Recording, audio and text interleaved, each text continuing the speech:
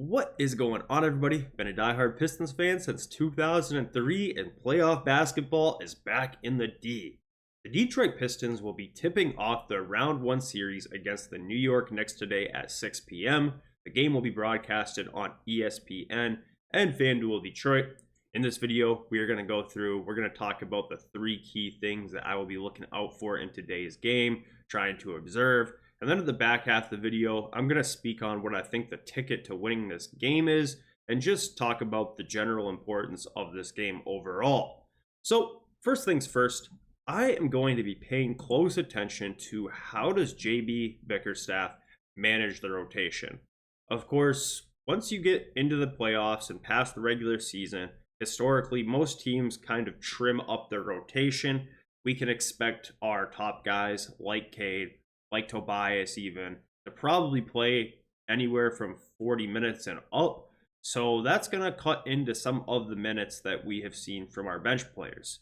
A couple of the guys that I've spoken about previously on this channel that I think are candidates to see their minutes reduced come playoff time, it's going to be Simone Fontecchio, Marcus Sasser. Really not sure if those guys will play much of a role in today's game at all. But even beyond that, I'm really curious to see how many minutes does Holland get? How many minutes does Dennis Schröder get? Because he has played a ton of minutes throughout the end of the regular season since we've acquired him. Just really going to be paying attention to what groups JB wants to put on the floor at the same time, and also how deep JB wants to go into his bench. I know that we have gone very deep into our bench throughout the regular season, but I don't think that's going to be the case throughout the playoffs, just because we get to the point now where every possession matters. You're not really trying to rest any of your guys or anything like that. So really just wondering how JB will go ahead and manage the rotation, because of course we've never seen JB Bickerstaff coach a Pistons team in the playoffs yet. So really don't know where his mind is at in that regard. And to be honest with you, going back to when he coached in Cleveland, I wasn't really paying him close enough attention to the Cavs bench the past couple of years to know how he went about reducing his rotation in the playoffs over there. And even then, that's probably not a good test for what to expect today, just because it's a completely different team. But definitely top of the list. Just really wondering to see how JB goes about handing out minutes today. So moving on, the next thing I am going to be paying close attention to is going to be, how do the Knicks guard us? Throughout the regular season, the Knicks did a pretty awful job of containing the Pistons, and especially Cade Cunningham. During the first couple of games where he played against the Knicks, they allowed Cade to play one-on-one against OG Anunoby and Mikal Bridges. But in the last game against the Knicks, they were even allowing him to go one-on-one against Jalen Brunson and Miles McBride, who are both just way too small to handle Cade and the size that he has. So I'm wondering, what adjustments are the Knicks going to make defensively? Because they're going to have to make some if they want to win this series. I'm also going to be paying attention to, are they switching a lot? Are they allowing Cade to get switches? Are they in drop coverage? Is Karl-Anthony Towns just going to stay in drop coverage the whole time? Really just curious about how they go about playing defensively against the Pistons offense, because from what we've seen in the regular season, they're going to have to make some serious adjustments. During the regular season, they were one of the few teams that just refused to send bodies at Cade, let alone double him. Don't know if that is going to be the case now that it's the playoffs, but definitely on the top of the list for things that I will be looking out for. So moving on, another thing and the last thing I'm going to be really looking out for is, can the Pistons play Pistons basketball? All year long, the Pistons have absolutely lived and breathed fast break points. We've used our athleticism and defensive ability from Ausar Thompson, Holland, Isaiah Stewart to force turnovers, get stops, and then get out in transition.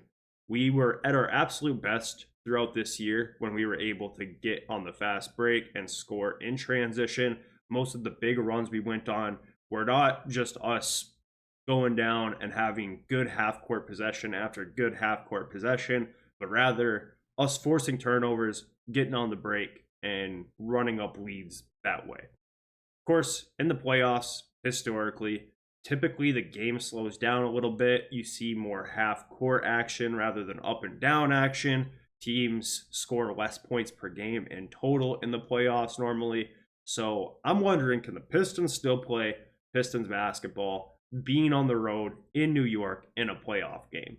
I think that it's going to be really difficult for the Pistons to find ways to win if it's going to be a slow-paced game. We need to get up and down if we want to have a chance to not only beat the Knicks, but play the only way that we have found success this year. So, lastly, what do I think the ticket to winning today's game is? Of course, it's going to take a lot of different things. We're going to have to shoot the ball well. Cade's going to have to play a good game. Our defense is going to have to be locked in. But if I were to single out one thing that I think the Pistons need to do in order to give themselves a chance to win today, it's going to be containing Karl-Anthony Towns. Throughout this year, some bigs like Karl-Anthony Towns or Karl-Anthony Towns himself have caused big problems for the Detroit Pistons.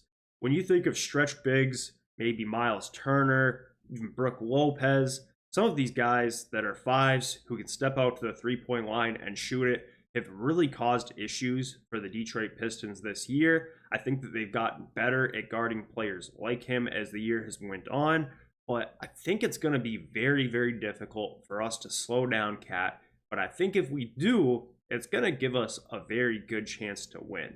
Of course, we can't let Jalen Brunson get super hot and get 50 points or anything along those lines either, but just throughout the year, players like Cat have caused us a lot more issues than players like Jalen Brunson, because I believe that Dennis Schröder, Ausar Thompson, Ron Holland, these types of guys I really trust guarding players like Jalen Brunson, where guys like Karl-Anthony Towns can sometimes cause issues for Jalen Duren and Isaiah Stewart. And maybe they try and get a little bit creative and allow Tobias to guard him. I don't know if that would work, but maybe they do that and kind of let Jalen Duren be a roamer around the rim. Don't really know how they're going to manage to slow down Karl-Anthony Towns, but I think that is going to be the key to winning today's game. But of course, everything else has to work too, right? We can't go out there and have a poor shooting night and expect to win. We can't go out there and turn over the ball a bunch and expect to win. But if I had to single out one thing, that would be it. Overall, I'm just really happy to be here.